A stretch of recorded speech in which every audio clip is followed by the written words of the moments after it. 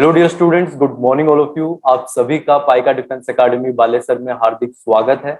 Students, 3 अप्रैल 2022 आप सभी के लिए एक बहुत ही इंपॉर्टेंट दिन है, क्योंकि काफी लंबे समय से हम राष्ट्रीय मिलिट्री स्कूल के एंट्रेंस एग्जाम का वेट कर रहे थे और साथ ही साथ हम मिलिट्री स्कूल की तैयारी भी कर रहे थे। तो बच्चों, वो टाइम आ चुका है।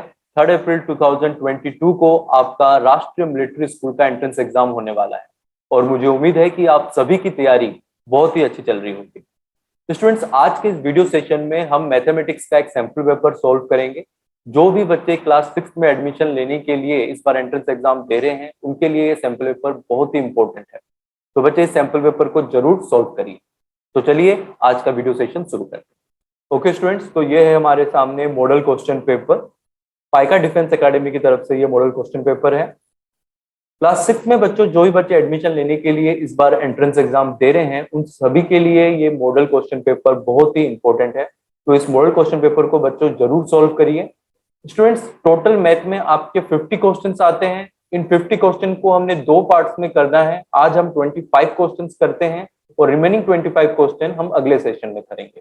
ओके, तो चलिए बच्चों, आज का वीडियो सेशन शुरू करते हैं और क्वेश्चन नंबर 1 देखते हैं हमारे पास क्या है। If the average of 4 tests of a student is 75 and wants to raise to 80, what must he score in the 5th test to raise the average to 80? Okay? तो बच्चों, ये जो क्वेश्चन है ये एवरेज का क्वेश्चन है। पहले इस क्वेश्चन को हम ऑर्डिनरी मेथड से सॉल्व करते हैं और उसके बाद हम शॉर्ट ट्रिक समझेंगे। ओके, तो बच्चे आप सभी को एवरेज का फॉर्मूला याद होगा।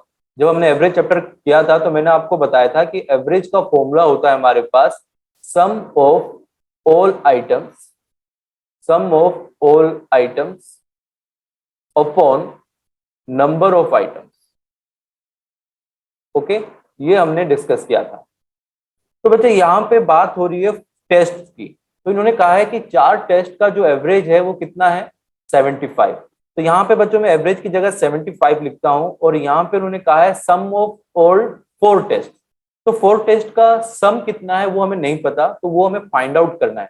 तो मैं यहाँ पे लिखता हूं सम ऑफ 4 टेस्ट और नीचे बच्चों क्या आएगा मेरे पास, नीचे आएगा नंबर ऑफ आइटम्स, यानी कितने टेस्ट की बात हो रही है। 4 टेस्ट की बात हो रही है तो मैं यहाँ पे 4 लिख रहा हूं। तो बच्चे अब यहाँ पे क्रॉस मल्टीप्लाई कर दूंगा और मेरे पास आ जाएगा कि 4 टेस्ट का सम कितना है। Sum of 4 test is equal to 4 into 75 और यहाँ पे मेरे पास आया 300। ओके, तो बच्चों ये तो आ गया 4 टेस्ट का सम।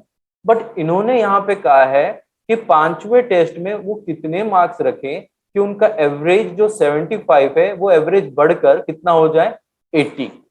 ओके, तो बच्चों अब एवरेज कितना है, 80। अब कितने टेस्ट की बात हो रही है, अब हम 5 टेस्ट की बात कर रहे हैं, यानी जब 5 टेस्ट हो गए उन सभी का सम कितना होगा, अब हम उसकी बात कर रहे हैं। तो सम ऑफ 5 टेस्ट।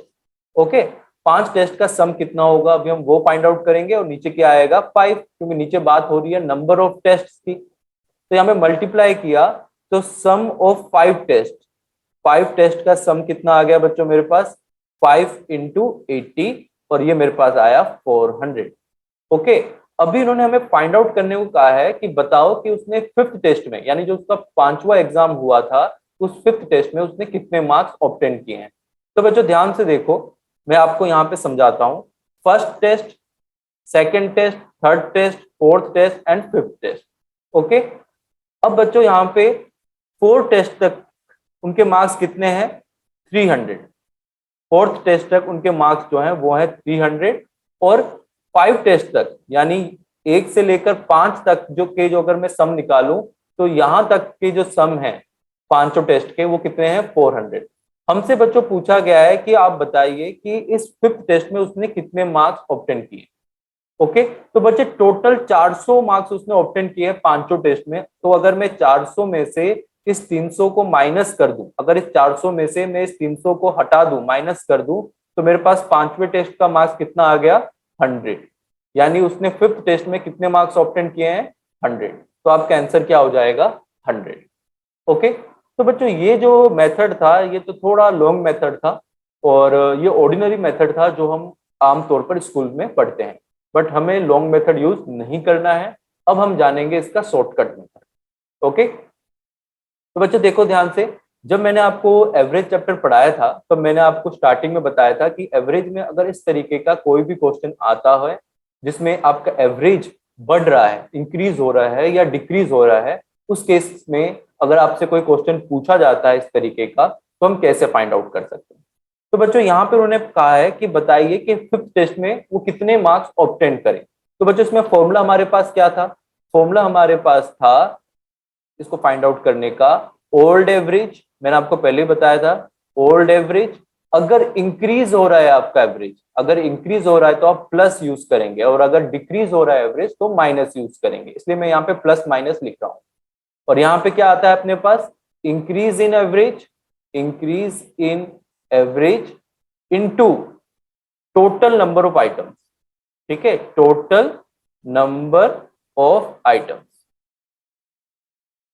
अब बच्चों ध्यान से देखो, अभी आपने फिफ्थ टेस्ट में कितने मार्क्स ऑब्टेन किए ये फाइंड आउट करना है। तो यहां पे लिखिए फिफ्थ टेस्ट मार्क्स।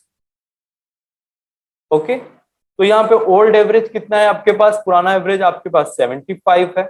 अब क्योंकि यहाँ पे एवरेज बढ़ रहा है इसलिए हम प्लस का साइन यूज करेंगे। अब कितना इंक्रीज हुआ है एवरेज? 75 से 80 बढ़ गया, तो कितना इंक्रीज हुआ? 5 इंक्रीज हुआ है। तो यहाँ पे हम लिखेंगे 5 into total number of items. तो बच्चे अभी टोटल नंबर ऑफ आइटम्स कितने हैं? 5 टेस्ट के बाद जो टोटल आइटम्स बने वो कितने बने? 5। ओके, अब आप यहाँ पे 4 मत लिख देना, क्योंकि 4 तो उसने पहले टेस्ट दिए थे, उसके बाद जो नया टेस्ट दिया उसने टेस्ट दिया, तो टोटल जो टेस्ट हो गए वो 5 हो गए। तो इसलिए आप यहाँ पे 5 लिखोगे इनटू 5। ओके, तो यहाँ पे आ गया आपके पास 75 प्लस 5 इंटू 5 25। ओके, 5 था इंक्रीज इन एवरेज और एक 5 जो है वो है टोटल नंबर ऑफ टेस्ट, दोनों ही 5 है। तो 75 प्लस 25 हमने किया और हमारे पास कितना आ गया? 100। तो यहाँ पे हम आंसर टिक कर देंगे 100। ओके, तो ये वाला फॉर्मूला बच्चों आपने याद रखना है कि old average plus minus increase in average into total number of items. Okay, अब चलते हैं बच्चों हम लोग सेकंड क्वेश्चन पे। अब सेकंड क्वेश्चन बच्चे देखिए, two numbers are respectively 20% and 50% more than third number, the ratio of two number is. ये क्वेश्चन है बच्चों हमारे पास। पहले तो हम इसका लॉन्ग मेथड देखते हैं, जो ऑर्डिनरी मेथड है, पहले हम उसको देखते हैं, उसके बाद मैं इसका भी आपको शॉर्ट ट्रिक बताऊंगा। तो बच्चों देखो, यहाँ पे उन्होंने कहा कि two numbers are respectively 20% 50% more than the third number. इन्होंने कहा है कि जो पहला नंबर है वो तीसरे नंबर से 20% बड़ा है, और जो सेकंड नंबर है वो भी तीसरे नंबर से 50% बड़ा है। तो बताइए कि इन दोनों नंबर का आपस में रेशियो क्या है। तो बच्चे आमतौर पर यहाँ पे क्या करते हैं, वो कहते हैं कि लेट थर्ड नंबर। ओके, बच्चे क्या करते हैं? Let third number is equal to X. तो यहाँ पे वो कहते हैं कि फर्स्ट नंबर कितना होगा? फर्स्ट नंबर हो जाएगा हमारे पास, क्योंकि ये 20% ज्यादा है, 20% ज्यादा है, तो उसका मतलब क्या हुआ? इसका मतलब ये हुआ कि वो x प्लस 20/100 ऑफ x करेंगे, क्योंकि ये इससे 20% ज्यादा है, तो मैंने x प्लस 20/100 इंटू एक्स किया। तो यहाँ पे मेरे पास कितना आ गया? 120। यहाँ पे बच्चों मैंने एलसीएम लिया, इसका एलसीएम लेने पर आ गया 120/100 इंटू एक्स। ओके, वैसे ही बच्चों अगर मैं सेकंड नंबर फाइंड आउट करूं, तो ध्यान से देखो, सेकंड नंबर अगर बच्चों मैं फाइंड आउट करूं तो वो कितना होगा? वो भी x से बड़ा है। कितना बड़ा है? वो 50% बड़ा है। तो इसका मतलब यहाँ पे क्या आ जाएगा? 50/100 ऑफ x। तो यहाँ पे मैंने फिर एलसीएम लिया, तो मेरे पास आ गया 150/100 ऑफ x। तो बच्चों ये मेरे पास आ गया फर्स्ट नंबर, ये मेरे पास आ गया सेकंड नंबर। अब इनका रेशियो निकाल लेते हैं। तो फर्स्ट नंबर अपॉन यहाँ पे आ जाएगा आपके पास सेकंड नंबर, और हम यहाँ पे इनको सॉल्व करते हैं। तो 120x/100। ओके, और यहाँ पे आपके पास डिवाइड में आ गया 150/100 ऑफ x। ओके, तो बच्चे आप सभी को पता है कि जब भी हम कोई दो फ्रैक्शन को आपस में डिवाइड करते हैं तो निचले वाले फ्रैक्शन का हम लोग क्या कर देते हैं? रेसिप्रोकल, यानी उसका हम लोग क्या कर देते हैं? उल्टा। तो जो न्यूमरेटर है वो यहाँ पे आ जाएगा, मल्टीप्लाई होगा, और जो लास्ट में जो इसका डिनोमिनेटर है वो न्यूमरेटर के साथ जाके मल्टीप्लाई हो जाएगा। तो बच्चों मेरे पास आंसर कितना आ गया, देखो ध्यान से, 120/100 x। अब इस नीचे वाले का हम रेसिप्रोकल कर देंगे। फ्रैक्शन में जब भी हम लोग डिवाइड करते हैं तो हम नीचे वाले फ्रैक्शन का रेसिप्रोकल करके मल्टीप्लाई करते हैं। तो x से x कैंसिल, 100 से 100 कैंसिल, 0 से 0 कैंसिल, और यहाँ पे आ गया 3 4 12, 3 5 15, तो 4:5 हमारे पास क्या आ गया आंसर। तो ऑप्शन नंबर सी जो है बच्चे ये हमारे पास है करेक्ट। ओके, पर बच्चों इस तरीके के क्वेश्चन को आप इस लंबे मेथड से ना करो, एक्स मानकर मत करिए। इसको शॉर्टकट तरीके से हम कैसे कर सकते हैं वो मैं आपको बता। तो बच्चे देखिए यहाँ पे परसेंटेज की बात हो रही है, तो आप हमेशा ये मान लीजिए कि जो तीसरा नंबर है वो 100 है। ओके, अब एक्स मानने की बजाय आप ये कह दीजिए कि लेट थर्ड नंबर, ओके, अब मान लो कि जो तीसरा नंबर है वो 100 है। तो बच्चे अगर तीसरा नंबर 100 है तो उसने कहा है कि पहला नंबर इससे 20 ज्यादा है, 20 ज्यादा है। अब क्योंकि मैंने यहाँ पे 100 मान लिया है तो परसेंटेज को आप मत देखिए, आप सीधे कहिए कि जो फर्स्ट नंबर है वो कितना होगा 120, और जो सेकंड नंबर है वो कितना होगा 150। अब इन दोनों को आप डिवाइड कर लीजिए, तो 120/150, 0 से 0 कैंसिल, 3 4 12, 3 5 15, 4:5 आपका क्या हो गया आंसर। तो ये बच्चों आपका आंसर है। ओके, तो चलिए अब क्वेश्चन नंबर 3 देखते हैं हम लोग। अब बच्चों देखो क्वेश्चन नंबर 3 में इन्होंने कहा है कि a bus has to cover a distance of 186 kilometre in 2 hours 35 minutes। Okay, find the speed of the bus required to cover the distance in time. बच्चों अगर आप ऑप्शन में देखो तो ये सभी किलोमीटर पर आवर में दे रखा है, और यहाँ पे जो बात हुई है टाइम की, यहाँ पे 2 hour और साथ में 35 मिनट दे रखा है। तो सबसे पहला काम तो आपको ये करना है कि इस टाइम को आपने आवर में कंप्लीटली चेंज करना है। तो यहाँ पे अगर मैं देखूं टाइम तो कितना है 2 hour प्लस 35 मिनट। ओके, तो आप सभी को पता है बच्चों कि 1 hour में कितने मिनट होते हैं 60 मिनट, है ना। तो अगर आपको मैंने पहले ही बताया हुआ है कि अगर आप किसी छोटे क्वांटिटी को बड़ी क्वांटिटी में चेंज कर रहे हो, किसी छोटे क्वांटिटी को बड़े क्वांटिटी में चेंज कर रहे हो, तो आपको डिवाइड करना होता है। आपको मिनट को कन्वर्ट करना है आवर में, यानी मिनट छोटा है और आवर बड़ा है, तो इसलिए आपको क्या करना होगा डिवाइड। तो यहाँ पे आपके पास आ जाएगा 2 hour प्लस 35/60। ओके, तो ये हो जाएगा आवर में चेंज। अब इसको आप कटिंग करो, 5 7 35, 5 12 60। अब यहाँ पे मेरे पास आ गया एलसीएम, अगर मैं लेता हूं यहाँ पे आ गया 12, 12 2 24 प्लस 7, तो यहाँ पे मेरे पास आ गया 31/12 आवर। ओके, अब बच्चे हम लोग क्या करेंगे, अब हम निकालेंगे स्पीड। आप सभी को पता है स्पीड का फॉर्मूला क्या होता है, डिस्टेंस अपॉन टाइम, है ना। तो यहाँ पे बच्चों अगर आप डिस्टेंस देखें तो 186 है, तो उसको ऊपर लिखिए, और नीचे आपके पास आ गया 31/12। तो मैंने बच्चों पहले ही बताया कि जब भी फ्रैक्शन आ जाए डिनोमिनेटर में और उसको आपको डिवाइड करना हो तो आपने क्या करना है, इसका रेसिप्रोकल और मल्टीप्लाई करना है। तो इसका रेसिप्रोकल कर लेते हैं, 12/31 आ गए यहाँ पे, और ये 6 से कट जाएगा, 6 1 6 6 3 18, तो यहाँ पे आ गया 72 किलोमीटर पर आवर। तो आपके पास जो आंसर है बच्चों वो ऑप्शन नंबर बी है। ओके, होप आपको समझ में आ गया होगा। तो चलिए बच्चों अब हम क्वेश्चन नंबर 4 करते हैं। अब देखिए क्वेश्चन नंबर 4, यहाँ पे बच्चों उन्होंने कहा है कि Anita has ₹5000 and Radha has ₹3000। If each of them receives 10% extra amount, the total money will be. Total money यानी टोटल पैसे कितने हो जाएंगे हमें ये बताना है। ओके, इन्होंने कहा है बच्चों कि अनीता के पास पहले 5000 रुपए थे, राधा के पास पहले 3000 रुपए थे। अगर इन दोनों का 10% बढ़ा दिया जाए, मतलब 5000 का भी 10% बढ़ा दिया जाए और राधा का 3000 जो है वो भी 10% बढ़ा दिया जाए, तो अब इन दोनों के पास टोटल कितने रुपए हो जाएंगे। ओके, तो बच्चे आमतौर पर हम लोग इसको कैसे करेंगे, कैसे करेंगे देखो, अनीता अनीता के पास पहले कितने रुपए थे बच्चों 5000 रुपए। ओके, इन्होंने कहा इसका भी 10% हमने इंक्रीज कर दिया। ठीक है, अनीता का भी हमने 10% रुपीज इंक्रीज कर दिया। तो बच्चों देखो, पहले उसके पास 5,000 था, अब 5,000 का हमने 10% बढ़ा दिया, यानी 10/100 इंटू 5,000। ओके, क्योंकि उसका हमने 10% बढ़ाया है, तो जो 2 जीरो है, इससे 2 जीरो से 2 जीरो कैंसिल हो गया, और आपके पास कितना आ गया, 5,000 प्लस 500, तो ये बन गया आपके पास रुपीज 5,500। ओके, वैसे ही बच्चों अगर आप राधा को देखो, तो राधा के पास जो है पहले रुपए कितने थे, पहले रुपए थे 3,000, और उसका अब 10% उसका भी इंक्रीज कर दिया गया, तो 3,000 पहले थे और उसको और 10%, 3,000 का और 10% दे दिया गया। तो यहाँ पे 3,000 का 10% कितना हो गया, 300। तो यहाँ पे इन दोनों को अगर आप प्लस करोगे बच्चों, तो आपके पास आ गया 3,000 प्लस ये 300।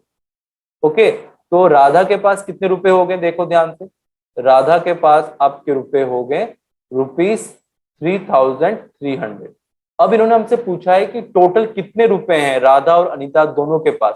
तो देखो बच्चों, अनीता प्लस राधा, इन दोनों के पैसे अगर आप गिनो, तो अभी इसके पास है 5,500 और राधा के पास है 3,300।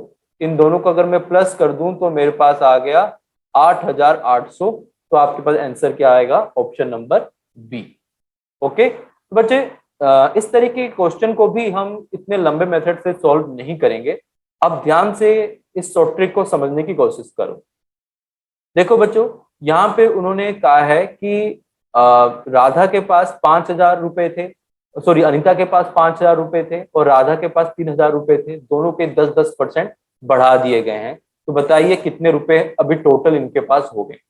तो बच्चे मैंने आपको पहले ही कहा है कि जब भी किसी का परसेंटेज इंक्रीज होता है, तो आप लोगों ने क्या करना है, सीधे 100 प्लस एक्स अपॉन 100 करके उसके पुराने वाले नंबर के साथ, ओल्ड नंबर के साथ मल्टीप्लाई कर देना है। ओके, अब देखिए अनीता के पास पहले कितने थे, 5,000, और उसके 10% उन्होंने बढ़ा दिया, तो 100 plus 10, okay, upon 100, okay, into 5,000। तो कितना बनेगा ये, 110 अपॉन 100 इंटू 5,000। तो आगे से बच्चे आप सीधा 110 अपॉन 100 इंटू 5,000 लिखिए। ओके, वैसे ही बच्चों अगर मैं राधा का देखूं, तो राधा का भी 10% इंक्रीज हुआ है, तो 110 अपॉन 100 इंटू 3,000, है ना। समझ में आ गया बच्चों, मैंने सीधे 100 के साथ प्लस करके इनको मल्टीप्लाई किया है। अगर यहाँ पे उन्होंने कहा होता कि 10% उन्होंने डिक्रीज कर दिया, तो मैं यहाँ पे 100 से माइनस कर देता 10 और मैं लिखता सीधे 90 अपॉन 100 इंटू 5,000। ओके, अब बच्चों देखो इन दोनों में 110 अपॉन 100, 110 अपॉन 100 दोनों में कॉमन है, तो मैं सीधे क्या करूंगा, 110 अपॉन 100 बाहर लिख लूंगा और 5,000 और 3,000 का सम कर लूंगा। तो मेरे पास कितना आ गया, 110 अपॉन 100 इंटू 8,000। ओके, तो बच्चों देखो यहां से 2 जीरो से 2 जीरो कैंसिल, और अगर आप यहाँ पे मल्टीप्लाई करोगे तो आपके पास सीधा आंसर आ गया रुपीज 8,800। ओके, तो आगे से अगर इस तरीके का कभी कोई क्वेश्चन आए तो आप सीधे यहां से स्टार्ट करिए। ओके, ये तो आपको मैंने समझाने के लिए बताया, जब आप प्रैक्टिस कर लोगे तो आप सीधे इस वाले स्टेप में पहुंच जाओगे और आपके 3 स्टेप में ये आंसर आ जाएगा। ओके, तो होप आपको ये वाला क्वेश्चन भी समझ में आ गया होगा। तो क्वेश्चन नंबर 4 का जो राइट ऑप्शन है वो है ऑप्शन नंबर बी। ओके, अब हम चलते हैं क्वेश्चन नंबर 5 पे। ओके बच्चों, आप क्वेश्चन को रीड करिए और जरूर वीडियो पॉज करिए और साथ साथ क्वेश्चन सॉल्व करिए और फिर उसके बाद आंसर चेक करिए। ओके, अब क्वेश्चन नंबर 5 देखिए बच्चों, यहाँ पे उन्होंने कहा है कि each side of a square is 7 metre, if each side is increase by 3 metre, what will be the increase in its area. Okay, अब इन्होंने कहा है बच्चों कि पहले इनके पास एक स्क्वायर था। ओके, पहले इनके पास एक स्क्वायर था और स्क्वायर का जो साइड था वो कितना था, 7 मीटर। स्क्वायर का जो साइड था वो 7 मीटर था। आप सभी को पता है कि स्क्वायर के जो साइड्स होते हैं वो बराबर होते हैं, तो यहाँ पे मैंने इन सभी के साइड को 7 मीटर बना दिया। ओके, तो बच्चों देखो अगर पुराना साइड 7 मीटर था, तो अब एरिया इनका कितना होगा, इनका एरिया होगा आपको पता है कि स्क्वायर का एरिया क्या होता है, साइड का स्क्वायर। साइड स्क्वायर मतलब साइड इंटू साइड, आप सभी को पता हुआ है, मुझे उम्मीद है। उसके बाद 7 इंटू 7 किया बच्चों मैंने, तो मेरे पास आ गया 49 मीटर स्क्वायर। तो ये तो आ गया पुराना एरिया।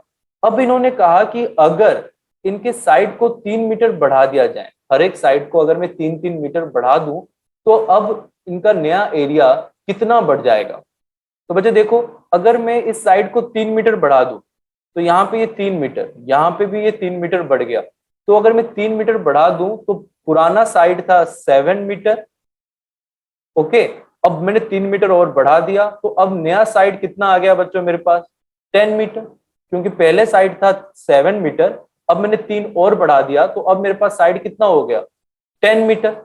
ओके, तो अब इसका जो नया एरिया है वो कितना हो गया। अब न्यू एरिया, वही फॉर्मूला तो सेम ही रहेगा, साइड स्क्वायर। तो यहाँ पे मेरे पास आ गया 10 का स्क्वायर यानी 100 मीटर स्क्वायर। तो ये आ गया नया एरिया। बट इन्होंने बच्चों हमसे पूछा है कि बताइए कि उसका एरिया कितना बढ़ गया। पहले 49 मीटर स्क्वायर था, अब 100 मीटर स्क्वायर हो गया। तो बताइए कितना एरिया बढ़ गया। तो increase in area, increase in area किसके बराबर होगा बच्चों, new area minus old area, है ना। तो न्यू एरिया आ गया 100 माइनस 49 मीटर स्क्वायर। तो बच्चों कितना आया, 1091, ओके, और 945, 51 मीटर स्क्वायर। तो यहाँ पे ऑप्शन नंबर डी जो है ये आपका क्या है, करेक्ट। ओके बच्चों, काफी इंपॉर्टेंट क्वेश्चन है, बहुत बार ये क्वेश्चन पूछा गया है, तो इस क्वेश्चन को जरूर सॉल्व करिए। ओके, तो चलिए अब हम चलते हैं क्वेश्चन नंबर 6 पे।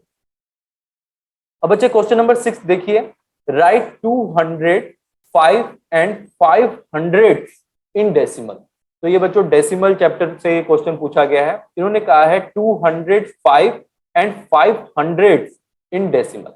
तो बच्चों अगर आपने डेसिमल के प्लेस वैल्यू सिस्टम की क्लास लगाई होगी, तो मैंने आपको बताया था कि डेसिमल का जब हम प्लेस वैल्यू रिप्रेजेंटेशन करते हैं, तो सबसे पहले हम यहाँ पे डेसिमल लेते हैं, और डेसिमल के लेफ्ट साइड में अगर हम देखें, तो यहाँ पे आपके पास होता है 1, ओके, फिर होता है आपके पास 10, फिर होता है 100, ओके, फिर होता है 1000। तो जैसे नॉर्मल होता है प्लेस वैल्यू चार्ट, वैसे ही बनता है।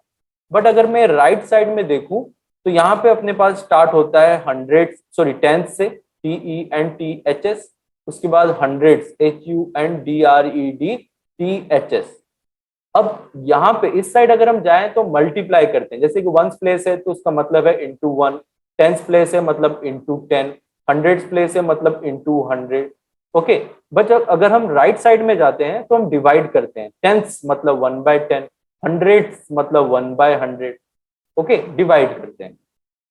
तो यहाँ पे उन्होंने कहा है 205, तो पहले तो बच्चों मैंने यहाँ पे लिख दिया 205, कंप्लीट हो गया, और यहाँ पे आ गया डेसिमल। उसके बाद इन्होंने कहा है 5 जो है वो 100 प्लेस में, यानी 10th प्लेस वाला अपना 0 है, और यहाँ 100 प्लेस में 5 है। तो यहाँ पे मेरे पास आंसर कितना आ गया, 205.05। तो यहाँ पे अगर हम देखें तो ऑप्शन नंबर ए जो है बच्चे ये आपके पास है करेक्ट। ओके, तो बच्चों अगर आपने हमारी प्लेस वैल्यू सिस्टम यानी वो क्लास लगाई हो, और साथ ही साथ डेसिमल की क्लास अगर आपने लगाई होगी, तो इन क्वेश्चंस को अब इजीली सॉल्व कर पाएंगे। ओके, तो चलिए अब हम क्वेश्चन नंबर 7 देखते हैं क्या है। क्वेश्चन नंबर 7 में इन्होंने कहा है कि कन्वर्ट 0.567 इंटू परसेंटेज। अभी हमें 0.567 को परसेंटेज में चेंज करना है।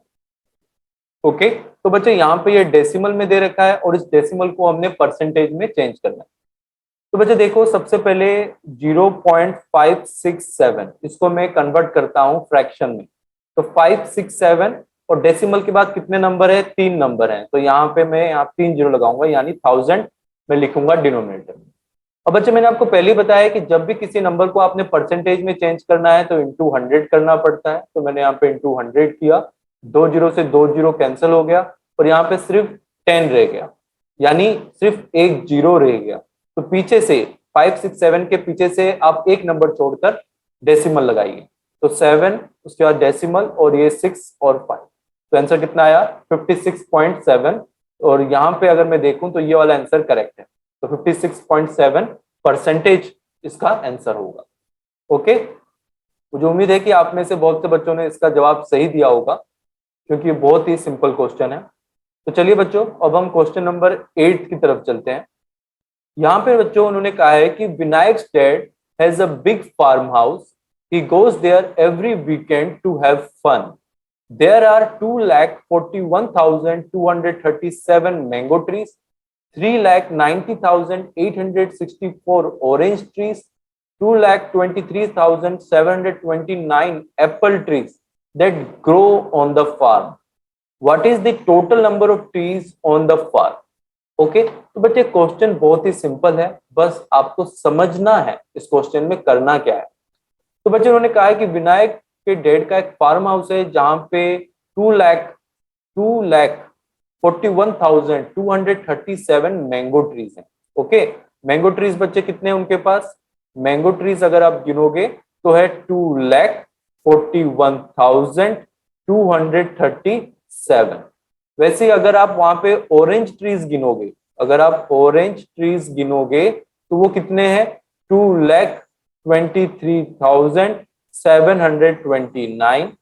ओके, और सॉरी, ये ऑरेंज नहीं है, ये मैंने एप्पल का लिख दिया, तो मैं यहाँ पे एप्पल लिख देता हूँ। ओके, तो एप्पल इन्होंने कहा है कि एप्पल जो है वो 2,23,729 है, और ऑरेंज ट्रीज आपके पास कितने हैं? 3,90,864। तो यहाँ पे बच्चों में लिखता हूँ ऑरेंज, वो कितने हैं आपके पास? 3,90,864। ओके, अब इन्होंने हमसे पूछा है कि बताइए टोटल नंबर ऑफ ट्रीज कितने हैं। इन सभी ट्रीज को हमें क्या करना होगा? सम करना होगा, तभी तो हम बता पाएंगे कि टोटल ट्रीज कितने हैं। तो इनको प्लस करिए, तो 9 + 7 16, 16 + 4 20, 2 2 + 3 5, 5 + 2 7, 7 + 6 13। तो यहाँ पे बच्चों 1 गया कैरी, 8 + 2 10, और ये 8 18। तो यहाँ पे बच्चों आ गया आपके पास 1 कैरी, 4 5। ओके, और यहाँ पे आया 9 + 4 13, 13 + 2 15, और यहाँ पे आया आपके पास 1 कैरी। तो यहाँ पे बच्चों 2 + 2 4 + 1 5, 5 + 3 8।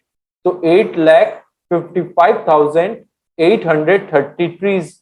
तो यहाँ पे बच्चों ऑप्शन नंबर बी जो है ये आपका क्या है? करेक्ट। ओके, तो बच्चे इस तरीके के क्वेश्चन भी आपको पूछे जाते हैं। 2019 में सब्ट्रैक्शन के ऊपर क्वेश्चन पूछा गया था, तो इस तरीके के क्वेश्चन आप जरूर सॉल्व करिए। ओके, तो चलिए अब हम क्वेश्चन नंबर 9 देखते हैं। बच्चे देखो, क्वेश्चन नंबर 9 में इन्होंने कहा है कि an alloy of copper and zinc contains 45% of copper. Alloy मतलब क्या होता है बच्चों? जब हम किन्हीं दो चीजों, दो या ज्यादा चीजों को, अगर एलिमेंट्स को अगर हम मिला देते हैं तो उसको हम एलोए कहते हैं। ओके, जैसे यहाँ पे कॉपर और जिंक को आपस में कुछ फ्रैक्शन में मिलाया गया है।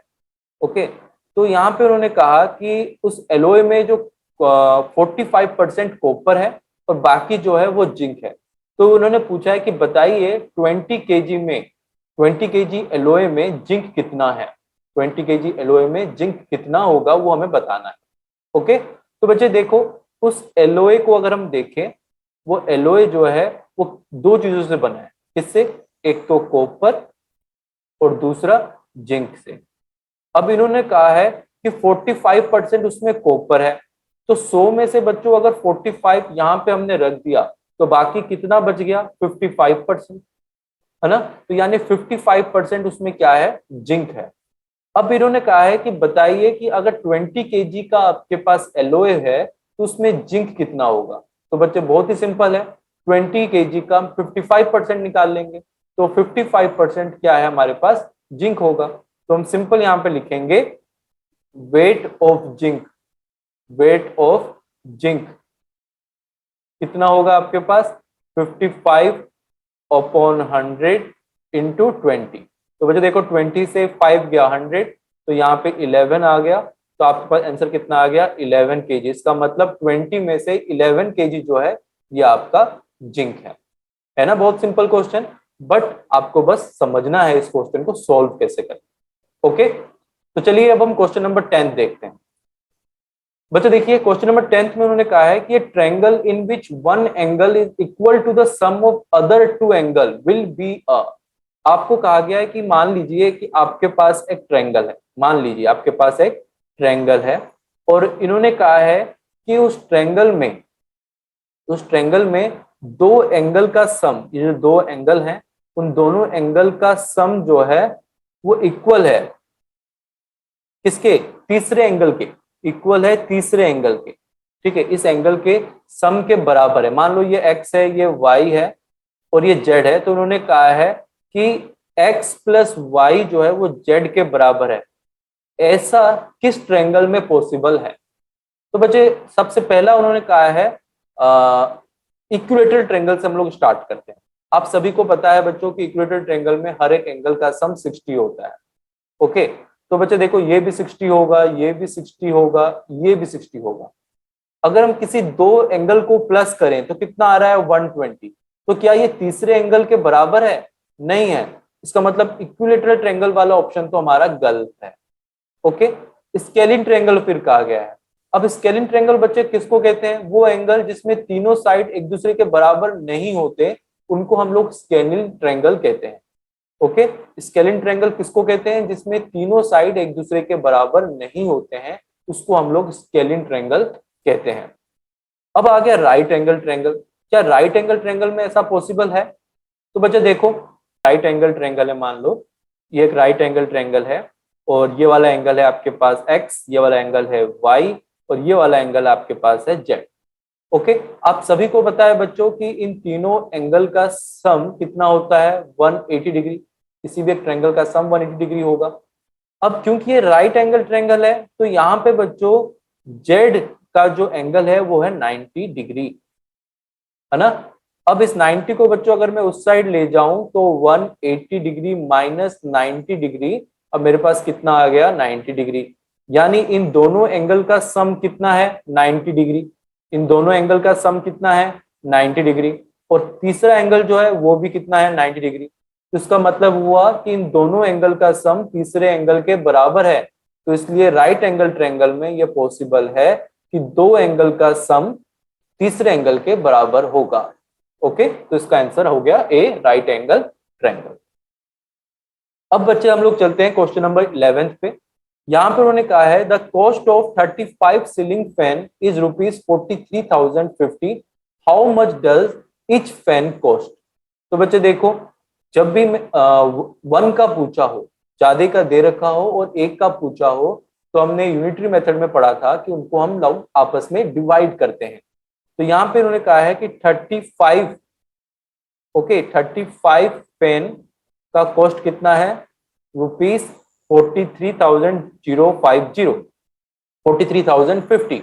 तो वन पेन का कॉस्ट कितना होगा? तो हम लोग क्या करेंगे, 43,050 अपॉन 35, इनको आपस में आप लोग डिवाइड कर लीजिए। तो 5 7 35, 5 8 40, 5 6 30, 5 10 50। ओके, नाउ 7 से डिवाइड कर लीजिए, 7 1 7, 7 2 14, 2 इधर गया, 7 3 21 0। तो ये आ गया आपके पास बच्चों आंसर ₹1230। ऑप्शन नंबर ए जो है बच्चों ये आपके पास करेक्ट है। ओके, तो अब चलते हैं हम क्वेश्चन नंबर 12 पे। Okay students, now question number 12, the pair of numbers with one is their common factor and difference between them is 2 called co-prime numbers, twin prime numbers, composite numbers और D prime numbers। Okay, तो बच्चों देखो option C तो नहीं हो सकता, because composite numbers कौन से होते हैं, उन नंबर्स को कहते हैं कंपोजिट नंबर जिसके दो से ज्यादा फैक्टर होते हैं। जैसे कि अगर मैं बात करूं 8 का, तो बच्चे इसमें 8 के दो से ज्यादा फैक्टर हैं, 10 दो से ज्यादा फैक्टर हैं, 15 दो से ज्यादा फैक्टर हैं, तो ये सभी कंपोजिट नंबर हैं। प्राइम नंबर्स कौन से होते हैं? प्राइम नंबर्स उन नंबर्स को कहते हैं जिनके सिर्फ दो ही फैक्टर होते हैं। जैसे कि अगर मैं बात करूं 17 के, तो इसके सिर्फ दो ही फैक्टर हैं, 1 और ये खुद अपना फैक्टर है। वैसे ही 19, इसके भी दो ही फैक्टर हैं, 1 और ये खुद अपना। तो ये नंबर्स प्राइम नंबर्स कहलाते हैं। और अगर बच्चों में को प्राइम और ट्विन प्राइम नंबर्स की बात करूं तो इन दोनों में बच्चों को कंफ्यूजन होता है कि आखिर कंपोजिट को प्राइम नंबर्स क्या होते हैं और ट्विन प्राइम नंबर्स क्या होते हैं।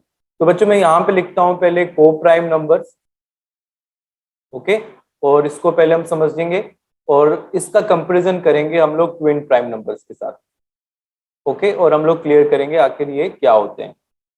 तो बच्चे देखो पहले हम कुछ नंबर्स का पेयर बनाते हैं, जैसे कि 3 5, ओके, 23 26 3 4, ये मैंने कुछ नंबर्स के पेयर भी यहाँ पे बना दिए। वैसे ही ट्विन प्राइम में मैं लिखता हूँ 3 5 11 13, ओके। अब बच्चों देखो यहाँ पे अगर हम को प्राइम नंबर्स की बात करें, अगर हम को प्राइम नंबर्स की बात करें यहाँ पे, तो बच्चे देखो सबसे पहली चीज को प्राइम नंबर्स में क्या होता है, हम दो नंबर्स के पेयर बनाते हैं, चाहे वो ट्विन प्राइम हो या को प्राइम नंबर हो, हम दो नंबर्स के पेयर बनाते हैं।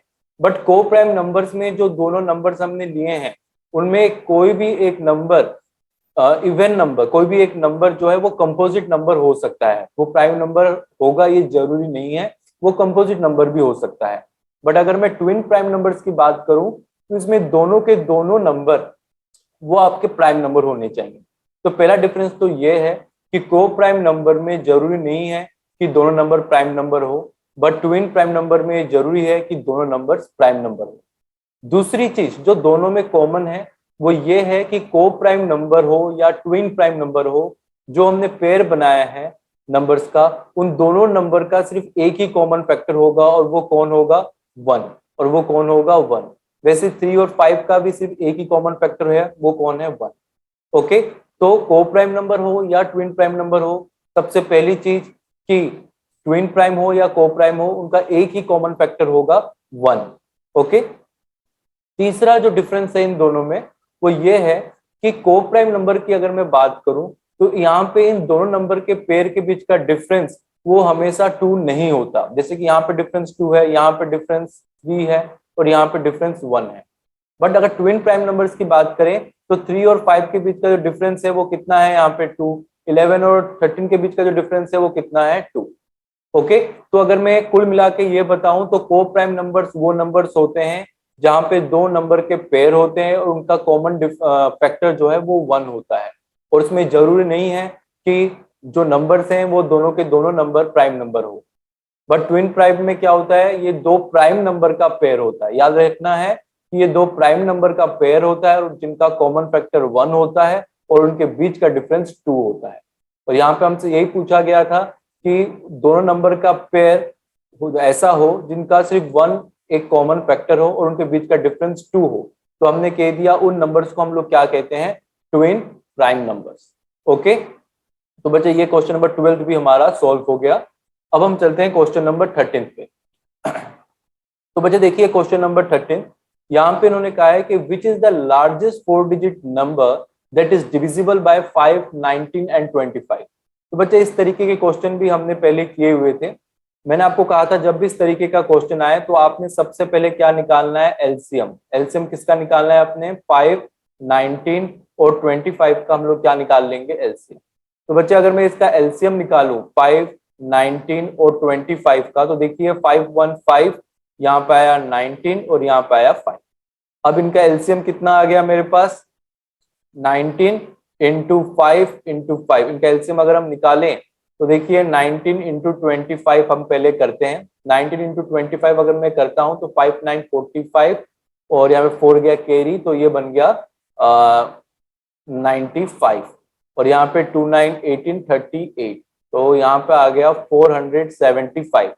तो इनका एलसीएम कितना आया बच्चों मेरे पास, 475 मेरे पास इनका एलसीएम आ गया। अब इन्होंने हमसे कहा था कि लार्जेस्ट 4 डिजिट नंबर निकालना है जो 5, 19 और 25 से कंप्लीटली कट जाए। तो सबसे पहले तो हम लार्जेस्ट 4 डिजिट नंबर यहाँ पे लिख लेंगे। तो लार्जेस्ट 4 डिजिट नंबर लिखने के लिए मैंने 4 बार 9 लिख दिया क्योंकि मेरे को लार्जेस्ट 4 डिजिट नंबर चाहिए था। इसको मैं डिवाइड करूंगा 475 से। तो बच्चे देखो 475 इंटू 2 अगर मैं करता हूं तो यहाँ पे आया 2 5 10, 2 7 जा 14 15, 2 4 जा 8 9, 950 आया। अब इसको सब्ट्रैक्ट कर लेंगे हम 999 से, तो 9 माइनस 0 9, 9 माइनस 5 4 और यहाँ पे आ गया 499। अब मैंने यहाँ पे 475 इंटू 1 किया तो ये आया 475, माइनस किया तो 9 माइनस 5 4, 24 आया। 24 जो है 475 से छोटा है, तो इसलिए हम अपना डिवीजन यहीं पे रोक लेंगे। अब इन्होंने हमसे पूछा था लार्जेस्ट 4 डिजिट नंबर जो 5, 19 और 25 से कंप्लीटली कट जाए, तो वो निकालने के लिए हमें क्या करना पड़ेगा। मैं यहाँ पे पहले लिखता हूं largest 4 digit number, okay, completely, जो कि कंप्लीटली डिविजिबल हो जाए, डिविजिबल बाय 5, 19 एंड 25। वो नंबर कौन सा होगा उसको फाइंड आउट करने के लिए आप 999 से माइनस कर दो 24, तो हमारे पास आया 9 - 4 5, 9 - 2 7, तो यहाँ पे आ गया 9975। तो यहाँ पे आपका आंसर कौन सा हो जाएगा, ऑप्शन नंबर सी। ओके, तो इस तरीके का क्वेश्चन बच्चे जब भी आए आपको इसी तरीके से इसे सॉल्व करना होगा। अब हम चलते हैं क्वेश्चन नंबर 14 पे। यहाँ पे उन्होंने कहा है बच्चों देखो, the weight of 4 boys in A class is 47.2 kg, 39.4 kg, 40.8 kg and 45.2 kg, find the average weight. तो बच्चे ये तो डायरेक्ट क्वेश्चन है, आपको पता होगा कि एवरेज निकालने का फॉर्मूला क्या है। एवरेज निकालने का फॉर्मूला है सम ऑफ ऑल आइटम्स। अब क्योंकि यहाँ पे आइटम्स, यहाँ पे वेट की बात हो रही है, तो मैं यहाँ पे लिख देता हूं sum of all weight, sum of all weights upon total number of weights, total number of weights. Okay, तो देखो बच्चों पहले तो हम सम निकालते हैं। तो देखो 47.2, 39.4, 40.8, 45.2, ओके, चार ही हैं, प्लस करिए तो 8 + 2 कितना हो गया 10, 10 + 6 16, 1 गया कैरी, तो यहाँ पे 9 + 1 10, 10 + 7 17, 17 + 5 22।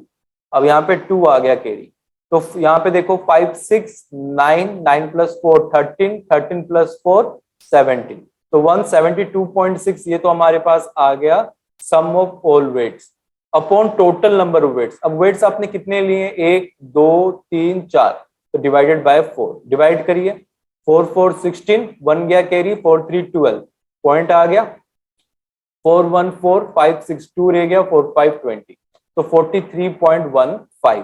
तो यहाँ पे बच्चे ऑप्शन जो है आपका, तो यहाँ पे बच्चों ऑप्शन जो है आपका ऑप्शन नंबर सी करेक्ट है। यहाँ पे डेसिमल जो है इसको हटा के यहाँ पे लगाइए, यहाँ पे आंसर लिखने में गलती हो गई है, 43.15, ऑप्शन नंबर सी जो होगा आपका ये करेक्ट होगा। ओके, अब चलते हैं बच्चों हम क्वेश्चन नंबर 15 पे। अब बच्चों यहाँ पे देखिए इन्होंने कहा है कि द ग्रेटेस्ट फ्रैक्शन इज, यहाँ पे उन्होंने कहा है द ग्रेटेस्ट फ्रैक्शन इज। अब इनमें से हमें फाइंड आउट करना है, हमें 4 फ्रैक्शन दे रखे हैं चारों ऑप्शन में, हमें बताना है कि इन चारों ऑप्शन में से कौन सा फ्रैक्शन सबसे बड़ा है। तो बच्चे इसके 2 मेथड हैं। एक मेथड तो आपको पता होगा कि आपने इन सभी का एलसीएम निकालना है, और एलसीएम निकालने के बाद यानी सभी के डिनोमिनेटर सेम करने के बाद आप फाइंड आउट करेंगे कि कौन बड़ा है कौन छोटा। बट हम उस मेथड से नहीं करेंगे। मैं आपको एक अलग मेथड बताता हूं जिसके बारे में हम पहले भी बहुत बार डिस्कस कर चुके हैं। मैंने आपको क्या बताया हुआ है बच्चे कि आप कोई 2 फ्रैक्शन ले लीजिए, मान लो मैं फर्स्ट और सेकंड वाले फ्रैक्शन ले लेता हूं। अब देखिए 2 × 9, इनको क्रॉस मल्टीप्लाई करिए, तो 2 × 9 आ गया यहाँ पे 18, और यहाँ पे अगर मैं मल्टीप्लाई करूं तो 5 × 5 25। अब 25 और 18 में बड़ा कौन है 25, तो इसका मतलब इन दोनों में बड़ा कौन आ गया 5/9, तो ये छोटा है तो इसको भूल जाओ, क्योंकि हमें ग्रेटेस्ट निकालना है, बड़ा निकालना है, तो बड़े वाले को ही हमने रखना है। अगर मैं यहाँ पे देखूं बच्चों तो 5 × 7 कितना आ रहा है 35, तो मैं यहाँ पे 35 लिख देता हूं ऐसे। ओके, जिसका न्यूमरेटर ले रहे हो ना बच्चे आप, उसी के नीचे आपने लिखना है। अब 4 × 9 कितना आया 36, अब यहाँ पे 36 और 35 में बड़ा कौन है 36, तो इसको भूल जाओ। अब 4/7 रह गया और 3/7। अब फिर 4 × 7 करता हूं तो कितना आ रहा है यहाँ पे 28, है ना, और 3 × 7 करने पर आ रहा है 21। अब 28 और 21 में बड़ा कौन है 28, तो यहाँ पे आंसर आ गया ऑप्शन नंबर सी। तो आप सीधे क्या करोगे, ऑप्शन नंबर सी को आप अपना करेक्ट आंसर बोलोगे। अब क्योंकि यहाँ पे ग्रेटेस्ट फ्रैक्शन निकालना था, तो इसलिए 2 के कंपेरिजन करके मैं दोनों में से जो बड़ा आ रहा था उसको फिर मैं तीसरे के साथ कंपेयर कर रहा था। अगर यहाँ पे स्मॉलेस्ट होता तो दोनों में जो छोटा आता उसको फिर मैं तीसरे नंबर के साथ कंपेयर करता। ओके, अब हम चलते हैं क्वेश्चन नंबर 16 पे। अब जो देखो यहाँ पे उन्होंने कहा है कि ये वेंडर बोर्ड स्वीट्स फॉर ₹50। एक वेंडर स्वीट्स लेकर आता है 50 रुपए में and sold this for ₹80 to school children, find is profit percentage. उसका प्रॉफिट परसेंटेज हमें निकालना है। तो बच्चे डायरेक्ट आप यहाँ पे फॉर्मूला यूज कर सकते हो प्रॉफिट परसेंटेज का। क्या फॉर्मूला होता है प्रॉफिट परसेंटेज का? प्रॉफिट अपॉन सीपी इंटू 100, यही फॉर्मूला होता है हमारे पास। अब यहाँ पे देखिए बच्चों, सीपी आपके पास कितना है? सीपी है 50, ओके, और एसपी कितना है आपके पास? ₹80, ओके। तो यहाँ पे प्रॉफिट कितना आ जाएगा आपके पास? प्रॉफिट आ जाएगा एसपी माइनस सीपी। तो आपके पास कितना आ गया? ₹80 माइनस ₹50, या आ गया ₹30। तो ये आ गया आपके पास प्रॉफिट, ओके। तो बच्चे अब लोग हम लोग क्या करेंगे? प्रॉफिट परसेंटेज फाइंड आउट करेंगे। तो प्रॉफिट यहाँ पे है 30, सीपी कितना है आपके पास? 50 इंटू 100। तो यहाँ पे कैंसिल किया और यहाँ पे आ गया 60%। तो यहाँ पे ऑप्शन नंबर सी जो है बच्चों, ये आपके पास क्या आ गया? Correct, okay. क्वेश्चन नंबर 17 देखिए, what is supplementary angle of 45 degree? तो बच्चे इसके बारे में भी हम पहले पढ़ चुके हैं। दो टाइप्स के एंगल्स हमने पढ़े हुए हैं, supplementary angle and complementary angle. Supplementary angles वो होते हैं जिनमें दो एंगल का सम 180 डिग्री होता है। एक एंगल हमें दे रखा है 45 डिग्री और दूसरा उन्होंने हमसे पूछा है। तो हम लोग सिंपल क्या करेंगे, इसका सप्लीमेंट्री एंगल निकालने के लिए हम सीधे 180 डिग्री से माइनस कर देंगे और हमारे पास आ गया 10 माइनस 5 5, 7 माइनस 4 3, 135 डिग्री। तो यहाँ पे जो आंसर ऑप्शन नंबर ए जो है ये करेक्ट है। तो याद रखना, जब भी आपने सप्लीमेंट्री निकालना है तो 180 डिग्री से माइनस करिए, कंप्लीमेंट्री निकालना है तो 90 डिग्री से, ओके। ओके ना बच्चों, क्वेश्चन नंबर 18 देखिए, find the cost price of a bike after getting 20% profit by selling bike at the cost of ₹1500। तो बच्चे इस तरीके के क्वेश्चन को सोल्व करने का शॉर्ट ट्रिक मैंने आपको बताया हुआ है और हमने बहुत से क्वेश्चन भी इसके सोल्व किए हुए हैं। मैंने आपको बताया हुआ है बच्चों कि अगर आपको प्रॉफिट परसेंटेज दे रखा हो और आपको सीपी भी दे रखा हो और आपने एसपी निकालना हो तो कैसे फाइंड आउट करेंगे? तो बच्चे देखो, फॉर्मूला मैंने आपको बताया है 100 प्लस, यहाँ पे आप लिख दीजिए जो भी आपको प्रॉफिट परसेंटेज दे रखा है, अपॉन 100 इंटू सीपी, ओके। अब मान लीजिए आपको प्रॉफिट परसेंटेज दे रखा है और एसपी दे रखा है और आपने सीपी निकालना है, तो फिर कैसे निकालेंगे? तो उसका फॉर्मूला ही बच्चों मैंने आपको बताया हुआ है। आप लोगों ने क्या करना है, 100 अपॉन 100 प्लस प्रॉफिट परसेंटेज जो आपको दे रखा है उसको लिखिए इंटू एसपी, इंटू एसपी। ये फॉर्मूला आपने यूज करना है अभी, क्योंकि आपने सीपी निकालना है, ओके। तो वहां पे आपको सीपी चाहिए, तो सीपी चाहिए मतलब आपने ये वाला फॉर्मूला फाइंड आउट करना है, यूज करना है। तो बच्चे देखो सीपी, अब यहाँ पे 100 प्लस प्रॉफिट परसेंटेज यानी 100 प्लस 20 इंटू एसपी कितना है 1500। तो यहाँ पे बच्चे देखो 100 अपॉन 120 इंटू 1500। तो बच्चे देखो यहाँ पे एक जीरो से एक जीरो कैंसिल और यहाँ पे आ गया 2 5 10 2 6 12, ओके। अब 6 से सीधी कटिंग करो, 6 to 12, तो यहाँ पे 3 रह गया, 6 5 30 0। तो यहाँ पे आया 5 0 0, 5 5 25 2, 5 to 10 11 12। तो यहाँ पे आ गया ₹1250 जो कि आपका क्या आ गया, कॉस्ट प्राइस, ओके। तो बच्चे इन दोनों फॉर्मूले को आपने याद रखना है, ये बहुत इंपॉर्टेंट है, हर बार क्वेश्चन में इससे रिलेटेड क्वेश्चंस पूछे जाते हैं। अब हम चलते हैं नेक्स्ट क्वेश्चन पे। यहाँ पे बच्चों उन्होंने कहा है क्वेश्चन नंबर 19 में, व्हाट परसेंटेज ऑफ 40 इज 14? मैं 40 का कितना परसेंटेज निकालूं कि ये 14 हो जाए? तो बच्चे यहाँ पे आपको परसेंटेज नहीं दे रखा है, तो अगर परसेंटेज नहीं दे रखा है तो हम ये मान लेते हैं कि हम 40 का x परसेंटेज निकालेंगे। तो मान लो अगर मैं x परसेंटेज निकालूं इसका 40 का, तो ये कितना आना चाहिए, 14। तो x परसेंटेज, अगर परसेंटेज को मैं हटाऊंगा तो नीचे क्या लिखूंगा, x upon 100 into 40 is equal to 14। तो देखो बच्चों, जीरो से जीरो कैंसिल। अब यहाँ पे हम लोग क्या करेंगे, x को ऐसे ही रख देंगे और यहाँ पे हम लोग क्रॉस मल्टीप्लाई कर देंगे। तो यहाँ पे आ गया 14 इंटू 10 और नीचे आ गया 4। तो बच्चे देखो 2 7 14, 2 2 4, 2 5 इज 10। तो यहाँ पे x की वैल्यू कितनी आ गई, 35। तो ये आपके पास आंसर आ गया। तो यहाँ पे देखिए ऑप्शन नंबर बी जो है ये आपका करेक्ट है। होप बच्चों आप सभी का आंसर सही आ रहा होगा। आप वीडियो पॉज करिए हर एक क्वेश्चन के बाद और आंसर फाइंड आउट करिए और देखिए कि आपका आंसर सही आ रहा है कि नहीं और कम समय में आ रहा है कि नहीं। ओके, अब हम चलते हैं क्वेश्चन नंबर 20 पे। ओके बच्चों, क्वेश्चन नंबर 20 देखिए। क्वेश्चन नंबर 20 में इन्होंने कहा है कि student secured 30 marks out of which total marks was 600. If he failed by 60 marks, the total marks required to pass the exam. तो बच्चे क्वेश्चन को समझिए। उन्होंने कहा है कि एक बच्चे ने टोटल 600 में से 30% मार्क्स उसने ऑब्टेन किया और फिर भी फेल हो गया, और अगर 60 मार्क्स वो अगर और ज्यादा मार्क्स ले लेता 60 तो वो पास हो जाता। उन्होंने हमसे पूछा है कि बताइए पास होने के लिए कितने मार्क्स चाहिए। तो बच्चे देखो, सबसे पहले तो मैं 30% निकाल लेता हूं कितने का, 600 का। अगर 600 का हम 30% निकालें तो देखो कितना आएगा, 20 से 20 कैंसिल और यहाँ पे आ गया 180 मार्क्स। अब 180 मार्क्स रखकर भी वो फेल हो गया। कितने मार्क्स से फेल हो गया, 60 मार्क्स से। अगर वो ये 60 मार्क्स ऑब्टेन कर लेगा तो पास हो जाएगा। तो कितना आया, 240। मतलब 240 जो है ये पासिंग मार्क है। तो ऑप्शन नंबर सी जो है बच्चे ये आपका क्या हो गया, करेक्ट ऑप्शन। ओके, अब हम चलते हैं क्वेश्चन नंबर 21 पे।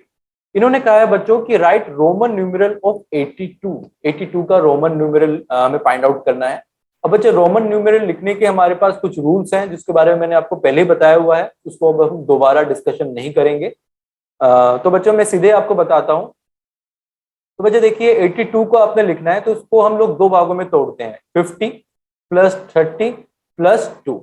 ओके, अब देखो 50 लिखने के लिए L, 30 लिखने के लिए x into x into x और 2 लिखने के लिए आपने दो डंडों का इस्तेमाल करना है। तो यहाँ पे ऑप्शन ऐसा कहाँ पे देखिए, ये वाला। तो ऑप्शन नंबर सी जो है ये आपका करेक्ट है। ओके, अब हम चलते हैं बच्चों क्वेश्चन नंबर 22 पे। क्वेश्चन में कहा गया है 38/7 is divided by number and give a result 4/7, what is that number. इन्होंने कहा है कि 38/7 इज डिवाइडेड बाय नंबर। 38/7 ये रहा, इसको हमने एक नंबर से डिवाइड किया है, वो नंबर हमें नहीं पता, और उस डिवाइड करने पर आंसर कितना आ रहा है, 4/7। हमें फाइंड आउट करना है कि ये नंबर कौन सा है। तो बच्चे देखो मैं इसको मान लेता हूं कि ये नंबर x है, जो मुझे नहीं पता उसको मैं क्या मान लेता हूं, x है। तो बच्चे देखो मैंने आपको कहा है कि जब भी कभी फ्रैक्शन आ जाता है आपके पास डिवीजन में, अगर हम फ्रैक्शन यूज करते हैं तो उस केस में जो ये सेकंड नंबर है उसका रेसिप्रोकल करके हम इसके साथ क्या कर देते हैं, मल्टीप्लाई। तो 38/7 मल्टीप्लाई, अब x के नीचे कुछ नहीं है मतलब 1 है। अब इसका रेसिप्रोकल क्या होगा, 1/x और इक्वल टू 4/7। ओके, अब हम क्या कर सकते हैं बच्चों, देखो अब हम करेंगे क्रॉस मल्टीप्लाई और x को एक तरफ ले जाएंगे। मैंने आपको पहले कहा है कि जब भी इस तरीके का क्वेश्चन आए जिसमें x डिनोमिनेटर में है तो सबसे पहला काम है कि आपको x को न्यूमरेटर में लेकर आना है और अकेले रखना है। तो अभी तो x डिनोमिनेटर में है, अब न्यूमरेटर में लाने के लिए हम क्रॉस मल्टीप्लाई करके उस तरफ ले जाएंगे और उसको न्यूमरेटर में रख लेंगे। तो 38/7, अब ये 7 जो इस साइड था यहाँ पे आके क्रॉस मल्टीप्लाई होगा तो ऊपर आ गया और 4 नीचे, और ये x उस तरफ चला गया और ऊपर आ गया और अकेले है। अब आप इसको सॉल्व करिए तो यहाँ पे आपके पास आ गया 19/2। तो x की वैल्यू कितनी आ गई आपके पास, 19/2। तो यहाँ पे ऑप्शन नंबर 2 जो है बच्चों ये आपका क्या है, करेक्ट आंसर। ओके, होप आपको समझ में आ गया होगा और आपके आंसर भी सही आ रहे होंगे। अब हम देखते हैं क्वेश्चन नंबर 23। अब बच्चे देखिए यहाँ पे उन्होंने क्या कहा है कि if the circumference of a circle is 176 metre find its area. बहुत ही सिंपल और बहुत ही इंपॉर्टेंट क्वेश्चन है। मैंने आपको कहा था कि सर्कमफ्रेंस का फॉर्मूला हमारे पास क्या होता है। ओके, सर्कमफ्रेंस का फॉर्मूला हमारे पास क्या होता है, 2πr। अब यहाँ पे हमें सर्कमफ्रेंस पहले से ही दे रखा है 176 मीटर। तो बच्चे यहाँ पे 2 पाई की वैल्यू हमें पता है 22/7 और r की वैल्यू हमें फाइंड आउट करना है। तो बच्चे देखो r इज इक्वल टू 176। अब ये यहाँ पे क्रॉस मल्टीप्लाई होगा तो ऊपर आ गया 7, नीचे आ गया 22 और यहाँ पे भी नीचे कितना आ गया 2। ओके, अब देखिए 2 से अगर मैं कटिंग करूं तो यहाँ पे 2 इंटू 88 होता है 176, 11 इंटू 8 88, 11 इंटू 2 इज 22, 248। तो यहाँ पे r की वैल्यू आ गई मेरे पास 28 मीटर। अभी हमें फाइंड आउट करना है एरिया। ओके, अब एरिया का फॉर्मूला हमारे पास क्या होता है, किसी भी सर्कल का एरिया हमें निकालना है तो फॉर्मूला होता है पाई आर स्क्वायर। तो यहाँ पे आ गया 22/7 और आर मेरे पास आया है 28, तो 28 इंटू 28, 7 4 28, तो यहाँ पे आ गया 4 into 22, 4 into 22 88 into 28।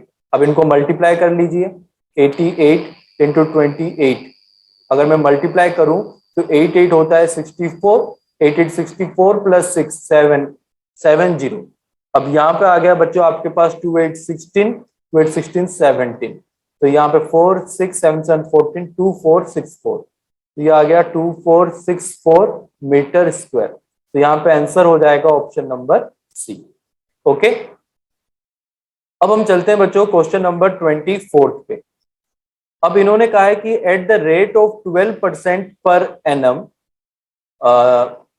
a sum of rupees 6800 will earn how much interest by the end of 4 years। तो बच्चे देखो यहाँ पे आपको रेट दे रखा है, रेट कितना दे रखा है 12%। यहाँ पे आपको प्रिंसिपल दे रखा है, कितना दे रखा है प्रिंसिपल, प्रिंसिपल आपको दे रखा है रुपीज 6800, और यहाँ पे आपको टाइम भी दे रखा है, कितना है टाइम 4 years। ओके, और आपने फाइंड आउट क्या करना है, interest, simple interest find out करना है। ओके, आपने क्या फाइंड आउट करना है, सिंपल इंटरेस्ट। तो बच्चे सिंपल इंटरेस्ट का फॉर्मूला हम लोग को पता है P into R into T upon 100। Okay, तो यहाँ पे P कितना है आपके पास 6800, आर कितना है 12, टाइम है 4 और नीचे आ गया 100, 0 से 0 कैंसिल, तो यहाँ पे आपके पास आ गया simple interest is equal to 68 into 4 into 12। Okay, अब इनको बच्चे आप लोग क्या करिए मल्टीप्लाई, तो 4 इंटू 12 कितना होता है 48, 48 इंटू 68, तो कितना आया मल्टीप्लाई करिए, तो यहाँ पे 8 8 64 6 8 6 48, 48 प्लस 6 54, और यहाँ पे आया 4 8 32 3 4 6 24 प्लस 3 27, तो 4 6 12 और यहाँ पे आ गया 3264, तो ये आ गया आपके पास सिंपल इंटरेस्ट। तो ऑप्शन नंबर बी जो है बच्चों ये आपका करेक्ट है। ओके बच्चे, इसको सॉल्व करने का एक शॉर्टकट तरीका भी है, उसमें मैंने आपको क्या बताया था कि जब भी आपने सिंपल इंटरेस्ट फाइंड आउट करना हो तो टाइम को आप मल्टीप्लाई कर लीजिए रेट के साथ। तो देखिए 4 इंटू 12 कितना आया 48%, है ना, तो 48% ऑफ प्रिंसिपल, प्रिंसिपल कितना है 6800, 48% निकाल लीजिए 6800 का, फिर भी आपका आंसर ₹3264 ही आएगा। ओके, अब हम आज का लास्ट क्वेश्चन देखते हैं, क्वेश्चन नंबर 25। अब देखिए बच्चों इसमें क्या कहा गया है कि एक car travels 20 kilometre in every litre of petrol, how many litre of petrol required to travel 240 kilometre. अब 240 किलोमीटर बच्चे देखिए यहाँ पे सबसे पहले उन्होंने कहा है कि यहाँ पे मैं लिख देता हूँ पेट्रोल और यहाँ पे मैं लिखता हूँ किलोमीटर। ओके, तो यहाँ पे उन्होंने कहा कि 1 लीटर पेट्रोल में कितना जाता है 20 किलोमीटर, और हमसे पूछा कि क्या गया है कि 240 किलोमीटर जाने के लिए कितने लीटर ऑफ पेट्रोल की जरूरत पड़ेगी। तो बच्चे आप क्रॉस मल्टीप्लाई करिए, तो 1 इंटू 240 कितना आ गया 240, और यहाँ पे आया 20 इंटू एक्स। अब x को हमें अकेला रखना है, तो इस 20 को अगर मैं उस साइड लेके जाऊंगा क्रॉस मल्टीप्लाई करूंगा तो 20 तो नीचे आ जाएगा, तो कितना आया 240 अपॉन 20, 0 से 0 कैंसिल और यहाँ पे आ गया 12, तो यहाँ पे आंसर क्या आ जाएगा ऑप्शन नंबर बी, कितना है 12 लीटर। ओके ओके स्टूडेंट्स, तो आज हमने मैथमेटिक्स मॉडल पेपर के टोटल 25 क्वेश्चन सॉल्व कर लिए हैं। रिमेनिंग 25 क्वेश्चन जो हैं बच्चों वो हम अगले सेशन में सॉल्व करेंगे। तो बच्चों आज का आपका काम यह है कि जो हमने आज 25 क्वेश्चन सॉल्व किए हैं उस क्वेश्चन को आप और अच्छी तरीके से सॉल्व करिए, उस तरीके के जितने क्वेश्चन आपको बुक्स में मिलते हैं उनको सॉल्व करिए और फॉर्मूले को याद करिए, ताकि आप जब पेपर में बैठो और आपको इस तरीके का अगर कोई भी क्वेश्चन मिलता है तो आप आसानी से कम समय में उन क्वेश्चन को सॉल्व कर सके। Okay students, thank you and have a nice day.